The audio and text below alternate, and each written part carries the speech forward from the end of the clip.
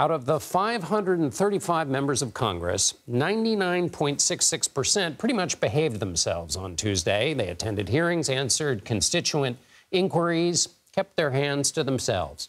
Not all did that, though.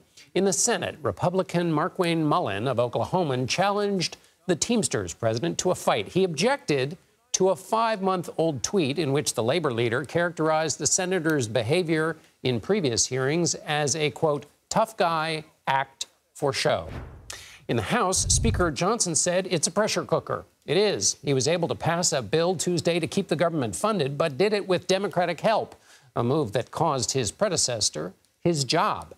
It was clear some of the pressure from that episode back a month ago was still left over. CBS News congressional correspondent Scott MacFarlane has the report. Congress's gridlock nearly turned into a headlock. If you want to run your mouth, we can be two consenting adults. We can finish it here. Oklahoma Republican Senator Markwayne Mullin, a former mixed martial arts fighter, challenged Teamsters President Sean O'Brien, who'd been blasting Mullin on social media as a clown and a fraud. You want to do it now? I'd love to do it right now. Well, stand your butt up then. You stand your butt up. Oh, hold on. Oh, stop it. Vermont's Bernie Sanders had to step in. Sit down. Sit down. Okay. You know, you're a United States Senator. Sit down. Active. Oh, okay. Sit down, please. But was it necessary to do something so provocative at that hearing? I don't know what provocative is. I mean, he's the one that said stand up. Tempers flared across the Capitol in the House as well, with accusations of a physical attack by one member on another. It was in this basement hallway where Tennessee Republican Tim Burchett, who helped vote to out Kevin McCarthy as Speaker last month, says McCarthy elbowed him in the back. Burchett was doing a radio interview here at the time, and the microphone picked up some of the audio. Why'd you elbow me in the back, Kevin? Hey, Kevin, you got any guts? Jerk. Burchett then ran after McCarthy. What kind of chicken move is that? You're pathetic, man. You are so pathetic. What a jerk. You need security, Kevin. McCarthy said it was an accidental bump in a crowded hall. I'm not hitting somebody. If I hit somebody, they would know I hit them. So you're quite confident this was deliberate? Oh, yeah. Come on. I'll take a polygraph test. Scott MacFarlane joins me now from Capitol Hill. All right, Scott, the business of the House was actually done. There was a vote. So how is Speaker Johnson's bill, the one that passed, materially different than the one that got Kevin McCarthy bounced from the speakership? Because he got bounced for working with Democrats. Speaker Johnson also worked with Democrats. Oh, it's not terribly different. There's one quirk to it. It funds 1/3 of the government through January, and the other 2/3 through February, and that other 2/3 includes the military, the Pentagon.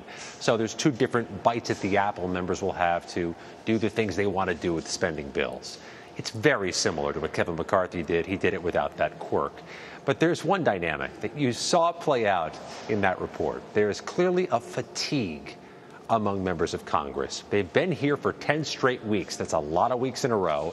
They've had all the stress and strain of the standoffs, the brinksmanship, from the debt ceiling to the government shutdown to all the acrimony that's built in a narrow majority. And that frustration and that fatigue might have been what manifested itself today with some of those exchanges, but also might have been a tool for Mike Johnson to use to get everybody to resign themselves to passing a bill that nobody really likes, but that nobody hates. Which often used to be the old-fashioned definition of actually legislating in a place where you have people of different parties and a narrow margin. So if Congress accepted reality that bipartisanship was necessary and they approved government funding, any chance that that reality might hold over into the new year where they're going to have to confront all of these issues all over again and reality won't have changed?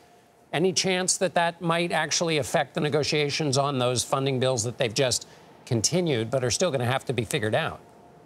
And John, we brought that question to a lot of people through the course of the day, and the opposite dynamic seems to be the fear that it is bottling up like a shook-up bottle of seltzer for January, that the Republicans who gave the new House Speaker a pass this time will be less likely to do so next time, cutting a deal with Democrats, and that there's going to be a politically forceful attempt to exact more cuts, more controversial policy riders, and the next battle could be the long one that leads to a protracted government shutdown, because the political chemistry here hasn't changed one bit. You still have a very narrow margin. Republicans who think that leadership's going too soft on Democrats. Democrats in the Senate saying you got to cut us into these deals or nothing actually happens. that dynamic, that political calculus doesn't change, even though they've hit the snooze button for a second time. I will leave editorial comment aside. Scott MacFarlane on Capitol Hill, thank you so much for your reporting, Scott. Thank you.